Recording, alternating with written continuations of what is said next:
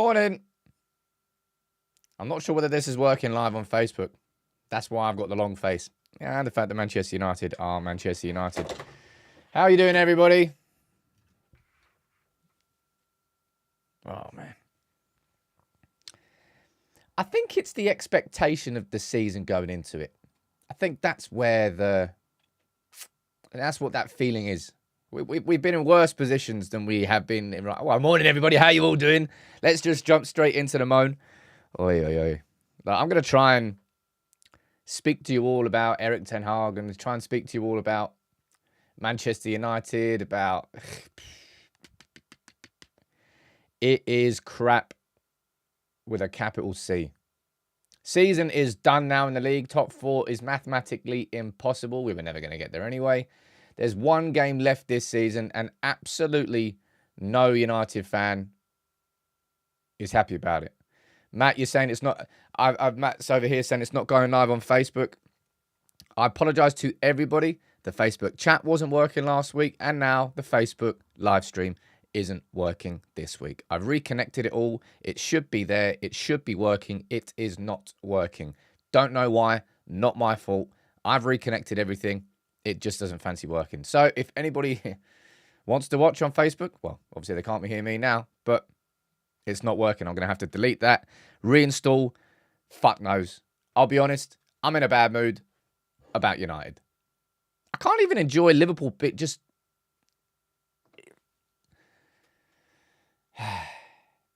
We're going to talk it through this morning. All right. I'm going to talk through everything that happened at the weekend. I'm going to speak about Erik Ten Hag, but it's not a conversation that is new.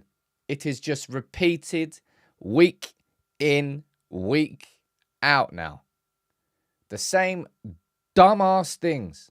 I still can't get over what Casemiro did. I still cannot get over how brain dead that decision was from the most experienced man on the pitch. But look, we'll run through everything this morning. I'll try and talk to you about it this morning. It's not even the therapy room anymore. I don't know what to call this. The dark and dingy basement bar. Oi, oi, oi, oi, oi. Who's here from the member gang? Let's have a look. Steve, good morning to you. We've got John, Carl, and Klein is there from the mod gang. Yeah, I'm really sorry about everything on Facebook. All right, out of my responsibility. It's not out of my responsibility. It is my responsibility. But nothing annoys me more personally than me putting in all the graphs and all the work and technology failing. It is the thing that has always really, really put me in a bad mood. So last week it wasn't the chat working, and now the whole thing's not going live on Facebook. Yeah, great. Well done, software. 10 out of 10. Basically, the software's United right now. Dwayne, good morning to you. Stretford Gamer. Ross, John, Gren, plenty of you all tuning in. As I said, look, maybe I will. I'll be honest. It doesn't really matter how bad United are. I only remembered at the weekend that Liverpool are making a documentary about this. And that cheered me up a bit. I'll be completely honest. That cheered me up a bit. They thought that they were going to get the Disney send-off.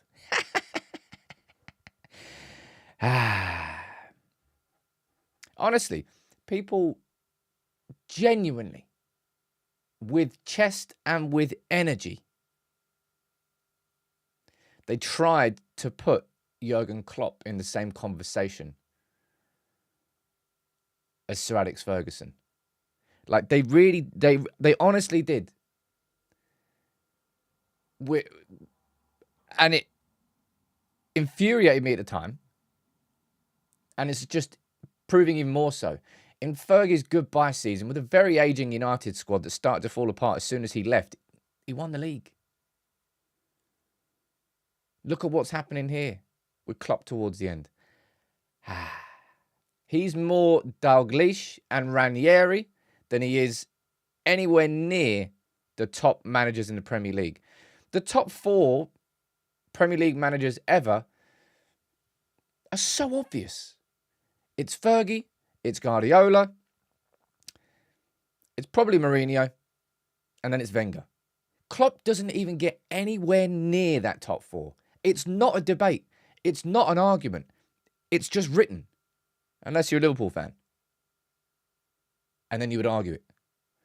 But as I told you, I've said this quite a few times, the thing that's made Man United's downfall all the worse is the fact that it's coincided with Liverpool and City going the other way. So at the very least, I will enjoy everything unravelling for Liverpool this season because it has unravelled for Manchester United. All right? And I think the thing that's annoying me probably the most about all of this is the fact that this isn't the first time we've had this conversation. I'm exhausted by the amount of times we've had to have this conversation after a weekend of football. I said it in jest after Man United, after Anthony scored. I said, oh, look, we've only got 10 minutes to manage the game. Lol. And we couldn't do it. Again. And you saw a match reaction. Honestly, like you really have to question whether these players are professionals. But in terms of the league, right, it's done now. Man United are 26 points off top. Man United cannot now finish in the top 4. We were never going to finish in the top 4 anyway, let's be honest. I don't think any reasonable United fan, or even the most ardent Ten Hag supporters, would have been suggesting that we could sneak into the top 4. The only question that we had was whether or not we could sneak into 5th spot and whether that was going to be a Champions League spot. And then all English teams went out of European football, so Germany are going to get that spot. So whether we finished 5th or 6th, and people might argue that United finishing 6th was important. And I honestly mean this. It means nothing to me. Like, absolutely nothing, whether we finish 6th or 7th, whether we get into the Europa League next year or whether we get into the Conference League next year. It means nothing to me. No difference whatsoever. But if you win the Europa League, you get a Champions League spot. So, I don't care. And I actually think the Europa League conference, well, from a selfish perspective, the Conference League, man, you would get some good trips. And I want a good European away trip next season. I missed not doing one this season, and I want to do one next season. So, selfishly, I think I'd rather go for the Conference League. Maybe you didn't. Maybe if you then played in the Conference League, you might play it with the kids, give them an opportunity of European football. Don't know. Maybe become the first club ever to win all 3 competitions. Of course, actually, I forgot about that, Carl. Yeah, if we win the the FA Cup, we will get Europa League next season. Forgot about that. But it doesn't matter, man. It doesn't matter whether we finish 6th or 7th. I don't think we'll drop below 7th. We could do. That would be quite bad. Finishing in 8th. Don't know. Ross, you're saying you would be playing some youth team players and preparing for the FA Cup. I mean, I'd like to see that. But I don't know whether Erik Ten Hag, from his own perspective, if he's thinking from a selfish perspective, because it's been crap, man. It's been so painful watching United this season. And people are going to be like, this is the worst I've ever seen a United team play, blah, blah, blah, blah.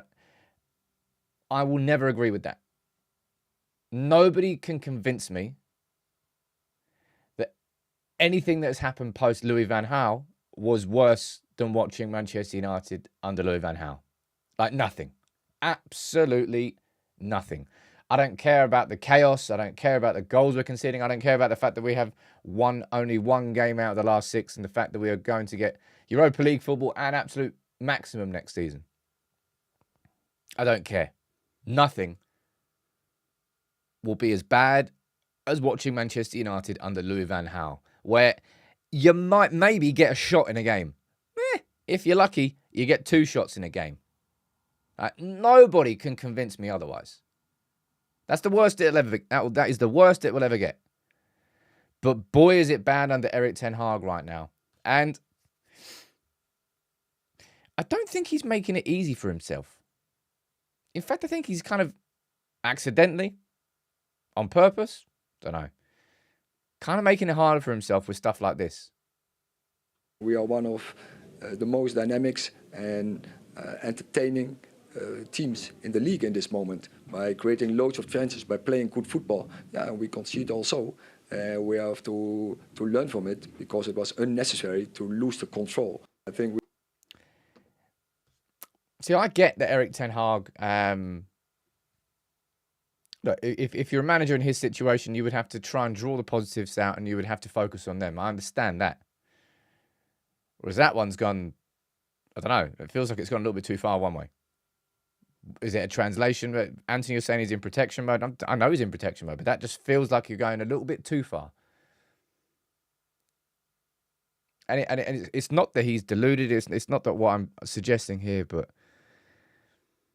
I said that Erik Ten Hag was the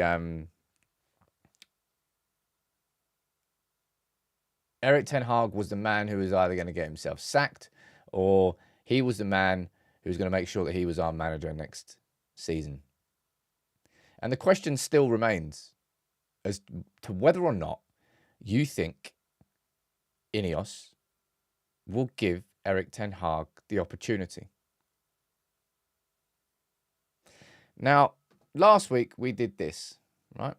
Let me pull this up here. We had a conversation here on the live show, and we ran through a list of reasons why we think he could stay and reasons why we think he should go. And then I did a lunchtime video, and I pulled it all together. And I came up with this list.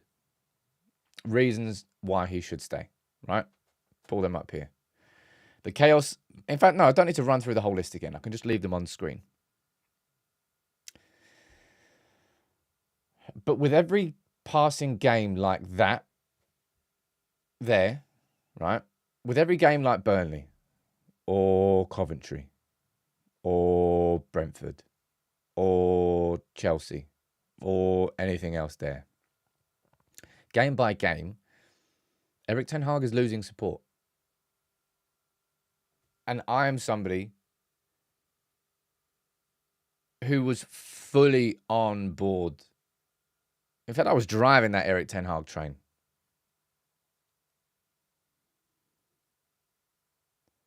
And I'm more than wavering. I still don't know where I stand. In fact, I'm going to ask you down in the comments. So let's just do a poll.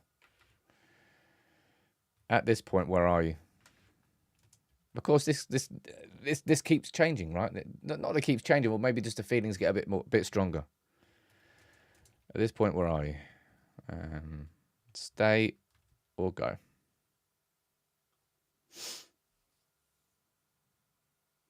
I'm going to try and read some of your comments out down here.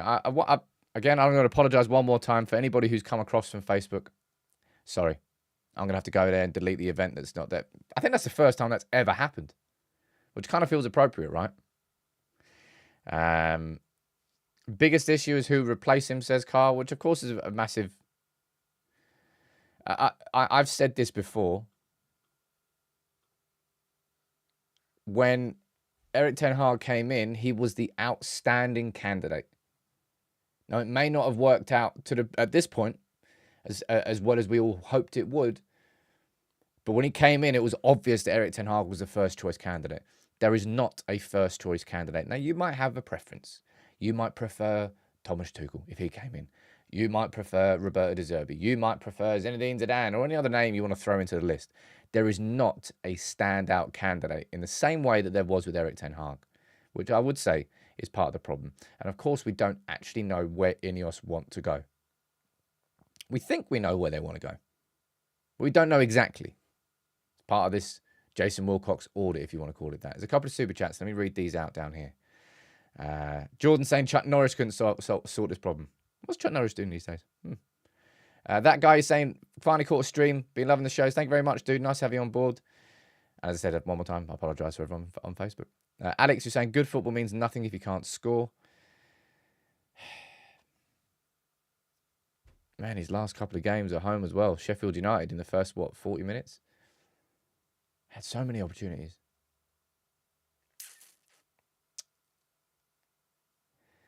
Boy. Nathan, I'm going to read some of your comments out down here, right? Let's pull this photo up.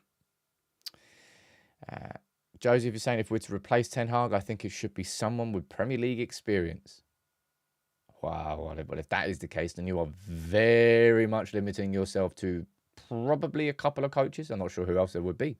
De Zerbi. I don't know who else. Stephen's saying no manager will want the job, but that's a ridiculous statement. Ridiculous. I'm guessing that's just well, not a troll statement, but that's just ridiculous. Of course they would. Man United still one of the best, well, maybe not the best, one of the biggest clubs in the world. And next season, finally, we are going to have a football structure. For the first time since 2013. 11 years we've been waiting for this. 11 years. Oh, man. JC and Alex, JC's just gifted 20 memberships. I don't think the sounds are working for me on this one. I hope they are for you. 1 second. It's not really, it's like sad confetti. Talent for Garnacho! Oh, wow! Oh, wow! That is one of the Can't even enjoy them today. I can't even enjoy them today. Alex, who gifted 10 memberships as well. It's like sad gifts on your happy birthday. Oh, yes! Welcome to Manchester United, Anthony Martial! Oh, man. Thomas Frank would be a good option. Come on, people. Like, nobody can come at me with a manager that's going to get me excited in the same way I was excited when Erik Ten Hag came in. It's not to say that there isn't a manager available who could do a good job next season. It's just that there is not an outstanding candidate. And that's just the truth. Right? That is the truth. Whether or not Erik Ten Hag stays, I don't know there. Damn. I don't really want to pull Casemiro up here, but... Good morning. Good morning. Hello. Right, I'm going to go and speak through the game itself now, right? Because there are some important talking points. They really are. I'm going to take a look at this poll. I see there's 500 votes in so far. 68% of you are saying stay. So still, as far as the community is concerned here, you want him to get... I suppose that's... The question isn't really, should Erik Ten Hag stay? I suppose it is a little bit. But the question is, should Erik Ten Hag be given that one more season? Because his contract runs out at the end of next season. Look at that. That's random. Not random, actually. We're just over 600 subs away from 400,000. Let's see if we can try and do that this week. If you are new, please make sure you do subscribe. We can, I don't know, we'll do like a Q&A or something after. That'll be fun. But this game here, man. One thing I really did like from Erik Ten Hag, right, about that game was this. Him after the game. We are not lucky with the refereeing. Over the last weeks, so many penalties we concede. And this one, it was justified. But on the other hand, I have seen 2-3 penalty situations, and minimum one is 100% penalty. It's good to see Erik Ten Hag. I think he's, I don't know whether it's a cultural thing or whether he's just not had the energy to really speak out about it. But we've had some booky decisions against us when it comes to penalties this year. And honestly, I think we've had penalties given against us for less than that this season. And in the same week, really, well, a week later, after Wan-Bissaka got a penalty given against him at Wembley, arm to the side, very, very similar. But I kind of wish that Erik Ten Hag was more vocal about that as a manager.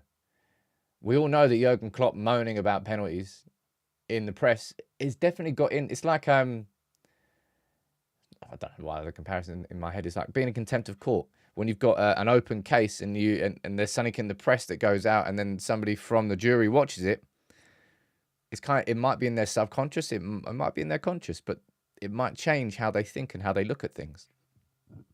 I think that absolutely happened after Jurgen Klopp's comments.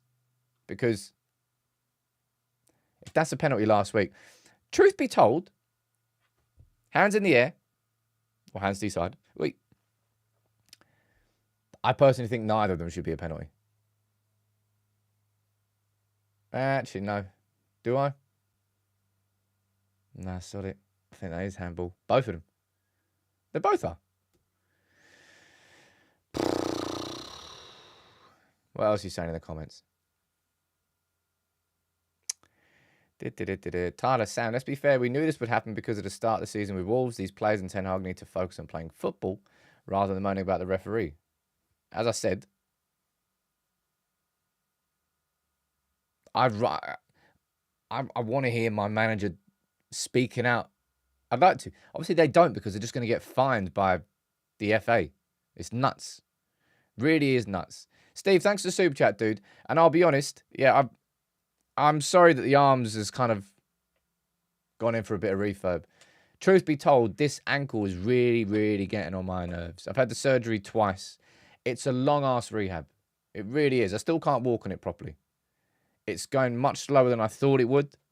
And I'm starting to get frustrated. I'm like holed up in this flat. I can't go out, can hardly walk, can hardly move anywhere. And it's really starting to get to me because I'm normally as active as I can be. But yeah, if we do reach 400,000 subs by the end of the week, we'll do an FA Cup final one. All right? We absolutely will. Yeah, Chetan, that's the issue, man. It's consistency, right? It's the consistency that angers people more than anything else. Like, if you're going to give a penalty there, give a penalty there. But that game there really should only be... There's more than one talking point. But I just cannot fathom how from this position it turned into a goal for them. Like, there's not even any pressure on Casemiro. There's nobody within 3 yards of him at any direction. What was he thinking, man? Like, I can't... Like, we've seen some dumb things this season from Manchester United and dumb things from players. And no individual is more responsible than another for our problems this season. But I can't get how Casemiro did that. Did he just miss? Is that what it was? Did he get his head? What was he trying to do? Was Casemiro trying to head it back to Onana? Because it ended up there. All right.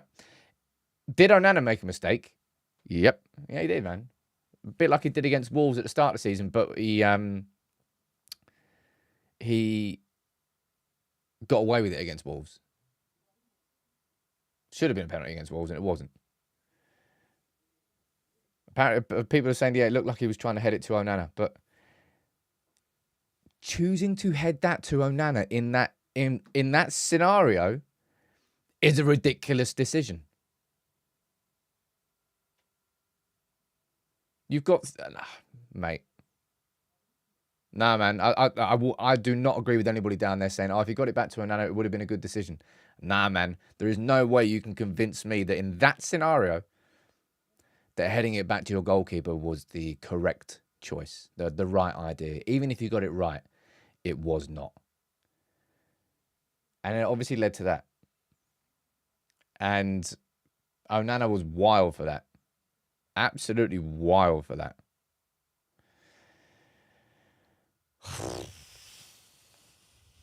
Man, it has been a struggle watching this United team this year. And I think it's because of expectations, right?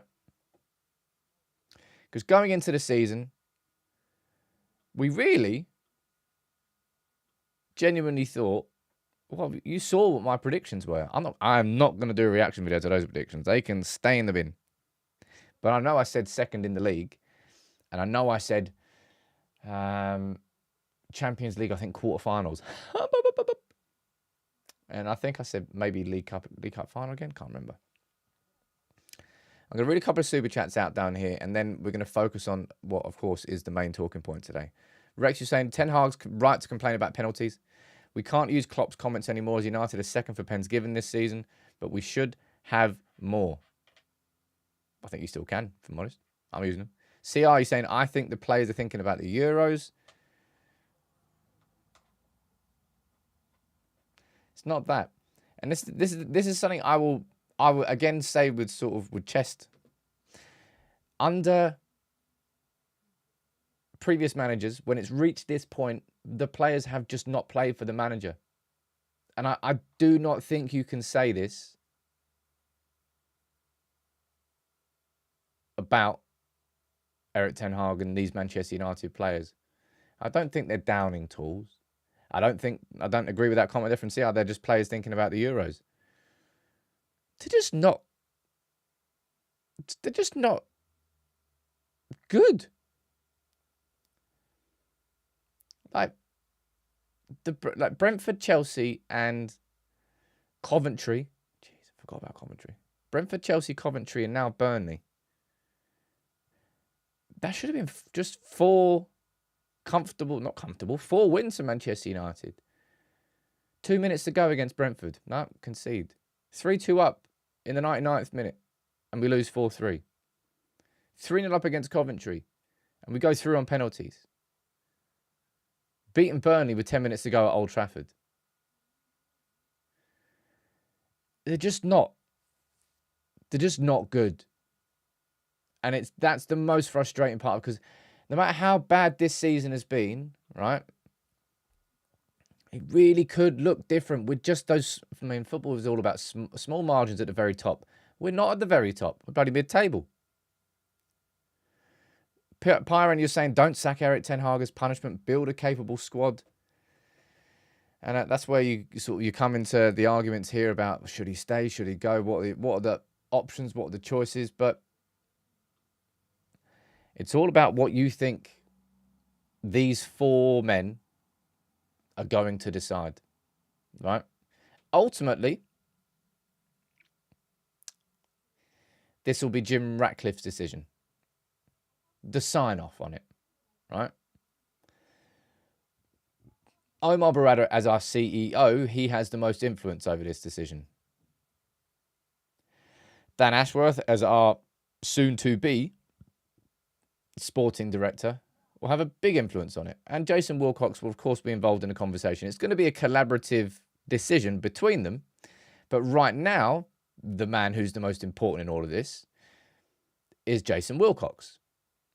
He's the man on the ground. He's the man at Carrington. He's the man at Old Trafford watching these games, speaking to the players, finding out the details. Right? But Jim Ratcliffe's ultimately going to make this decision. I'd like you to comment here now on where you think their mind is. Where is this decision in their heads? Because I think that as I said, the question is, should Erik Ten Hag be given one season?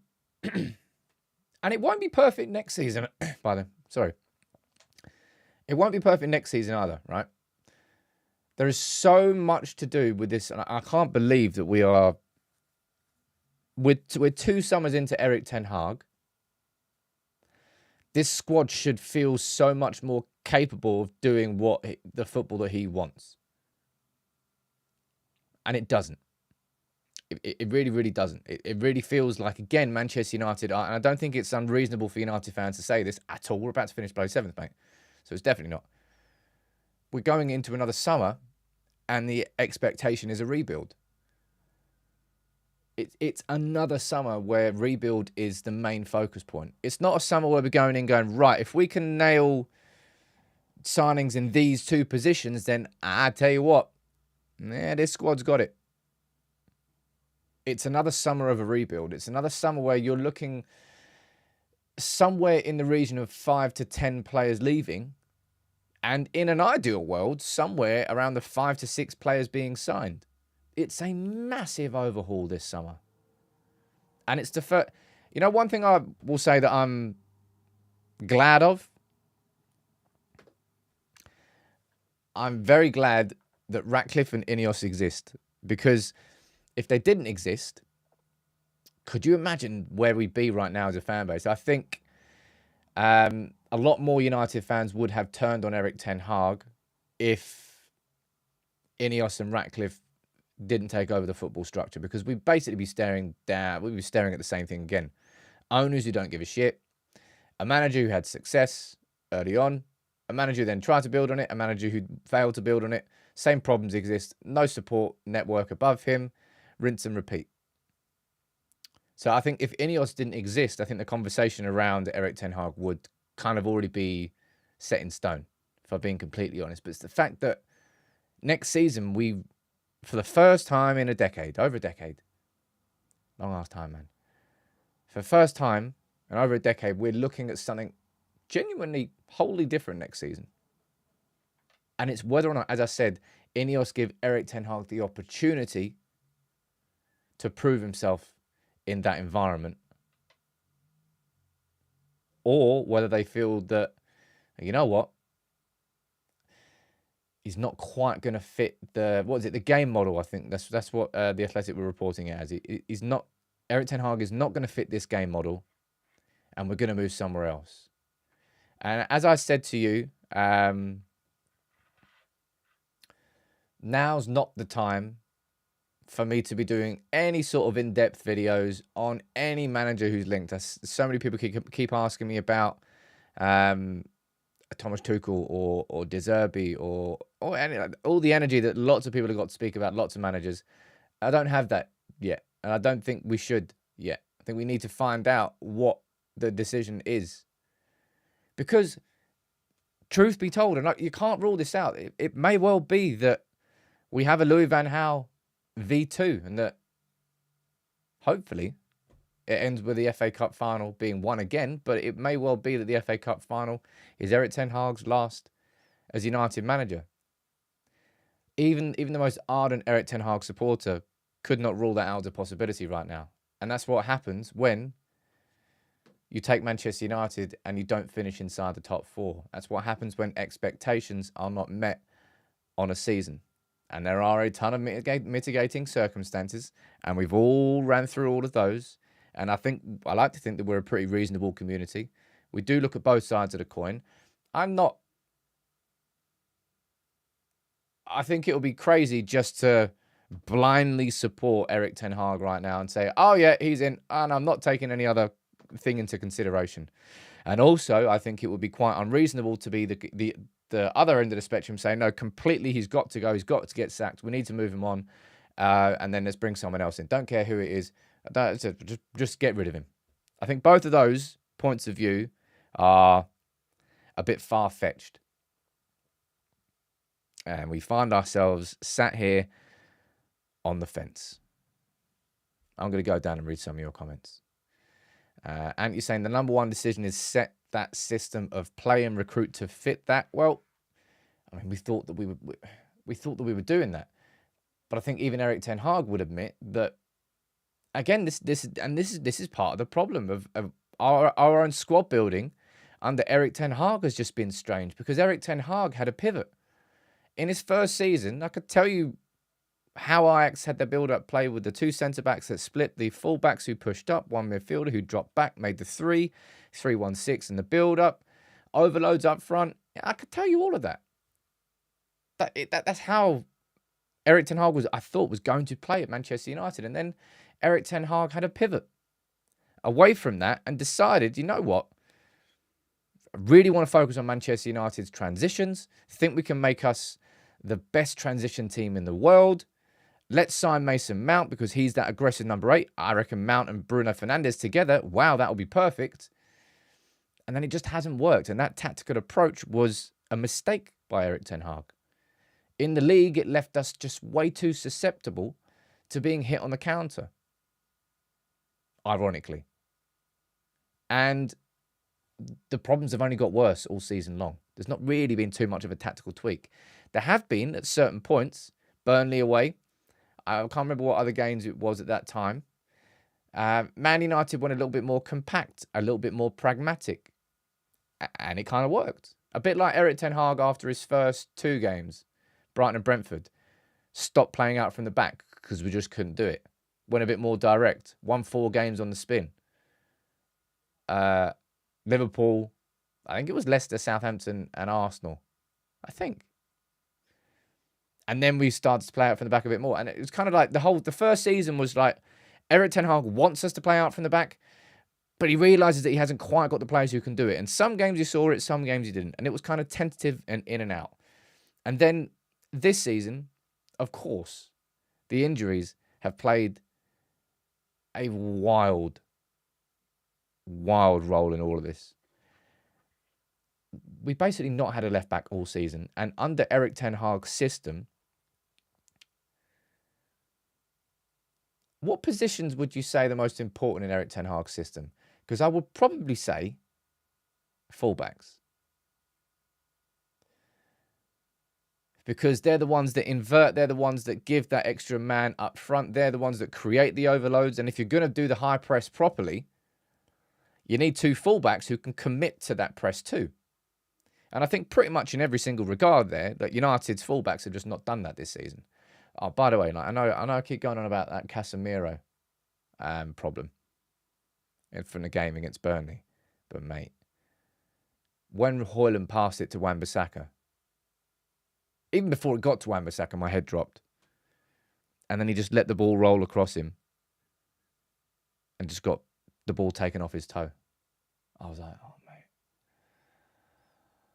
mate. Again, I think I've got it all wrong with my fullback sort of predictions and assessments. Because yeah, I would definitely, in my opinion, I would move Wan-Bissaka on if we got the right amount of money for him. But I don't think that's going to happen this summer. I'm going to go down here and see what you're saying about what you think is the most important position under Erik Ten Hag.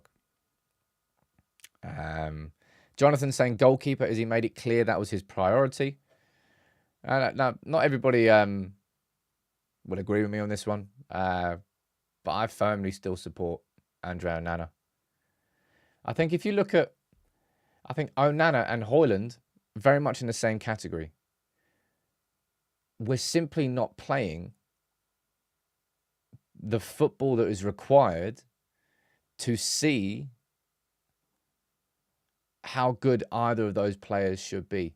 Onana is a better goalkeeper than that mistake there. I think he's actually been playing pretty good since AFCON. I'm very good actually since AFCON. And then there's Højlund. And Højlund is just being starved of everything. Nobody is finding Højlund. I think he had 4 passes to him from Onana in that game, which is more than he got from any other player. Ball playing centre-back, says Youngin. Full-back, says Teresa. I would say CDM, says Tyler. DM, centre-back and full-backs. It's tough out here, man. Psychologist. Do you remember when... This is a random little quiz question here, right? But who remembers the name of the sports psychologist that Ralph Rangnick brought in? Get it in the comments. That's a random one. Yeah, I don't know why. Let's do a little quiz. Everyone likes a good quiz. Let's see what it is. Oh, Nuruddin, man.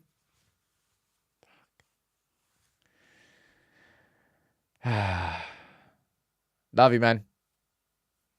Big up Nuruddin. Big up everyone in the community. It wasn't Ted Lasso. People enjoyed it. Remember when people were calling Rangnick Ted Lasso? Anyway, Sasha Lenz. It was a boring question. Oh, look, someone got it. Prasa. I think Prasa, you've been Googling that. And it was Sasha Lenze. A very, very random question from me. I know. Don't know. The little nugget of information just popped up into my head. Nuruddin, thank you so much, man. Thank you to everyone in this community. I'm not sure today is a Barry day. We'll keep Barry for later in the week. Oh, What did you make of this, by the way?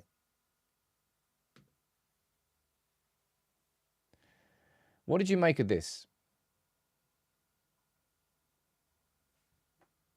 Højlund and Manu were taken off. Old Trafford wasn't happy. Wasn't happy at all. If I'm being completely honest and, yeah, just completely honest about Højlund going off, I thought Højlund was getting marked out of the game.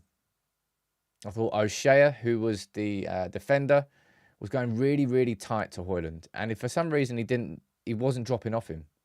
I think if Højlund had dropped a couple of yards, O'Shea probably wouldn't have followed him that much. I don't know whether O'Shea had been tasked with sort of man marking Højlund, but I think he did a very good job on him.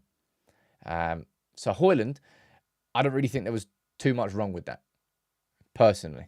Although maybe you should be putting Ethan Wheatley on and giving United a bit of a target point. Manu one was a bit strange, if I'm being honest. I think it was. I think the idea that you're going to be keeping them fresh when we don't play Crystal Palace for another 9 days, strange. I think that was strange. And Eriksen was just, well, thanks very much, Christian Eriksen, for the first season up until the Andy Carroll injury. Really enjoyed it. Nice memories. Enjoy your retirement, because he's not going to be here next season. Natasha and Jordan, you're both saying that Kobe Manu didn't look as fresh as normal, looked tired. Yeah, maybe. Maybe that was the case. Man.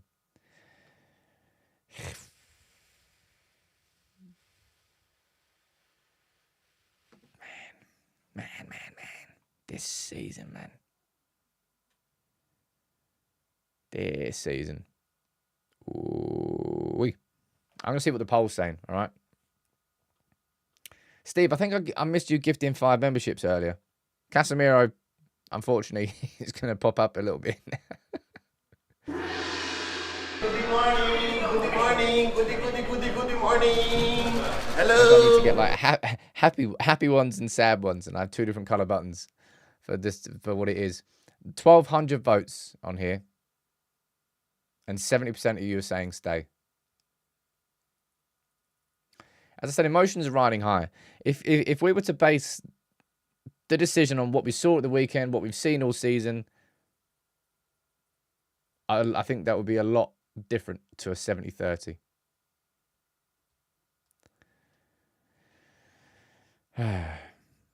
I would love to know either way before the end of the season, but I don't know whether we're going to. Now, I said that I felt INEOS would, either way, would release a statement. Maybe not a statement, but yeah, I kind of hoped there would be. That if Erik Ten Hag was going to be supported, that INEOS would release a statement in support. Or that maybe, in the same way that Bayern Munich announced that Thomas Tuchel would be leaving at the end of the season. I thought that we would get that, but I don't think we will now. 2J saying, Sam, you sound like you want to get rid of him. Nah, man, I sound like somebody who's just been watching this United team all season.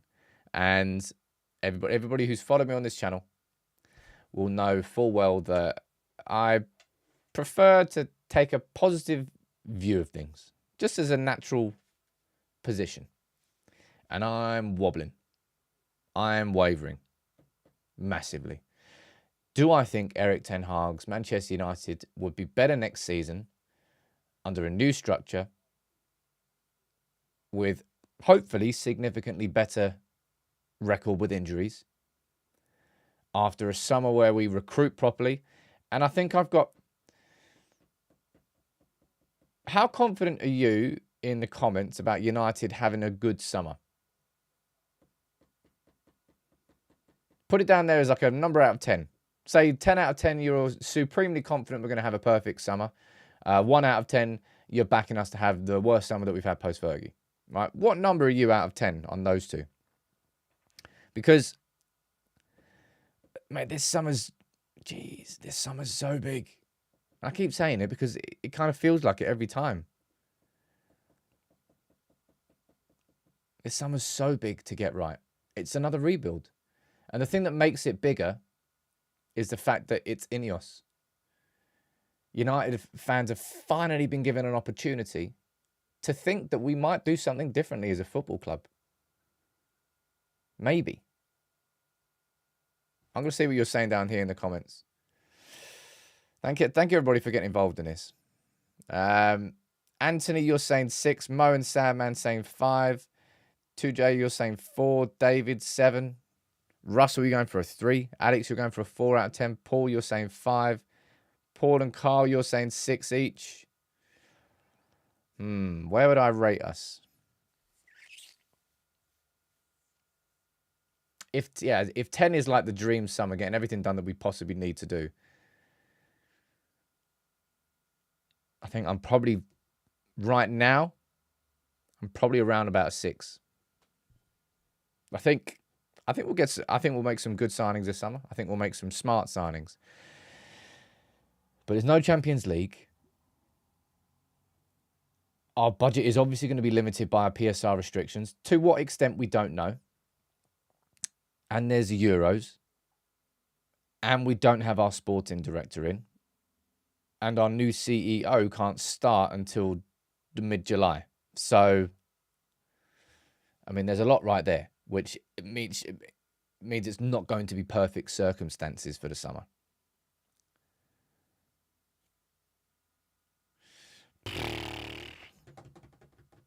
Man.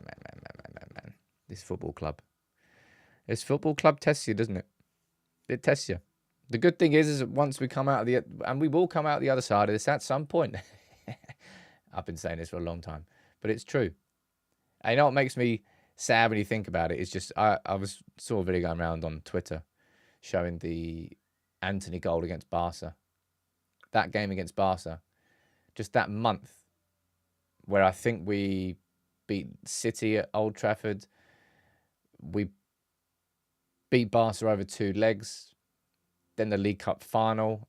I think Rashford was firing goals in like every game at that point. It was at that point where I felt just myself, like as a fan, I had more confidence than I had ever had post-Fergie that we were on the way up. And if you compare that to now, that's some drop-off. But I still don't know. I still can't say with confidence what I think INEOS are going to do. They're playing their... It's not that they're playing their cards close to their chest. It's that they're doing pretty much exactly what Jim Ratcliffe said. We'd rather walk to the right decision rather than run to the wrong one. And the decision that is sat in front of them is, should Erik Ten Hag be given an opportunity by INEOS to stay for one more season? If that is the question, they're not going to run to that decision and make it off the back of defeats or individual performances. They're going to try and dive deeper, and that's what's going on right now. Wilcox, he's doing his audit behind the scenes. He's trying to find out if these players really are in support of Erik Ten Hag, if what he's doing as a coach there is correct. Or whether there are deeper problems and he's kind of lost some communication with some players. There's been some bubbling frustration under the surface for a long time. And there's stuff that maybe isn't really coming out into the press, but stuff that exists inside the dressing room. That's going to be down to Wilcox to find that out. And if he does find that out, then there's only one thing that's going to be happening. It's going to be Erik Ten Hag will be replaced. So this decision is probably going to be taking a bit longer than you might have hoped. But let's hope that it's the right one, no matter what that decision is. Jonathan, you just gifted 5 memberships as well there. Casemiro, this is the best thing you've done this season. Good morning, good morning. Hello. I'm going to read that. Right, last couple of minutes of the show, everyone. Fire in your comments, or just questions, anything you think I haven't spoken about. I'm really annoyed that the Facebook hasn't worked. I'm going to make sure I get that fixed. And the problem is I can't actually check whether it's fixed or not until I go live tomorrow and I hit live. It'll either work or it doesn't work. It's so stupid. There's no ability to be able to test it in a non-live environment on a Facebook page. Yeah, well done, Facebook. You really are helping creators. Yeah, well done. 2J saying, how far are we off 400k? We are just shy of 600. So fingers crossed we can get that by the end of the week. I think that'll be a fun thing, right? So if you are new to the channel, make sure you do subscribe. Where do you see us next season, says Jason?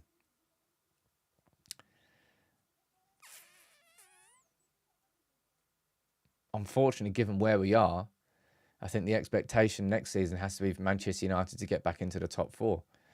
Because you have to build your expectations in a staggered approach. It would be unreasonable to think that Man United could go from where we are this season to challenging for the title next season. But after we finished 3rd last season, the expectation was reasonably that we can finish better and higher than that. That's why I went 2nd. And that did not work. But yeah, next season we're a top 4 team. Given where we are now. Cheesebox, play Casemiro in his position. He will do good. Anyone going to tell him? Someone else can tell him. Kleiny saying, I feel INEOS have already made their minds up about him. It's their plan to get him the players and structure behind him. Or maybe. We don't know that. We can only make our own little speculations. In terms of the vote, 1,400 votes are in, and 70% of you are saying that Erik Ten Hag should stay. And maybe it's just a case where so many of you, we've all been stung enough times by replacing managers and the rinse and repeat sack cycle that's existed at our football club for a long old time. And that, I do think, is a very important point of all of this. Of course, it's brand new under INEOS, but as United fans, we're all stung by that. And these players. Now, if anybody's got any suggestions for video ideas that you'd like me to run through this week, please do let me know. Go into the video suggestions thread on Discord and fire them in there. We don't play until Monday. This week is going to be an opportunity now for us to... I don't think we need to do any more videos on whether Erik Ten Hag should be staying or going. I think what we could and should be doing as a community is maybe taking a look forward to the summer. I've already done some videos about the transfer window, but maybe there's some more I can do that we can talk about. We can not speculate on, but I think it's always exciting to look forward, because I'm not looking at the present anymore. I can't be bothered to have another conversation about Erik Ten Hag. There's nothing new I can add to that conversation. All right, I've covered everything possible. It's just up to whether or not INEOS want to keep him. And judging by the poll results here, you want Erik Ten Hag to get one more season. It remains to be seen whether he gets one. But I'll tell you one thing. He really, really, really has not helped himself. All right? At all. If anything, he's hurt himself. Since January to now, if he was an interim manager, he's really not done himself any favours. Football. It's not even bloody hell. It's just like, just to end the season. With an FA Cup final win, hopefully. But end the league now. Right. Anyway, thank you all for a very cheery show. I apologise to everyone on Facebook one more time. I'm going to try and get it fixed for tomorrow. Fingers crossed. Nuruddin, you're a legend. Steve, you're a legend. JC, Alex, Jonathan, all of you, thank you very much for getting involved. Thank you very much for supporting the community. And fingers crossed we reach 400k. Maybe we can celebrate that this week, because there's not going to be much else to.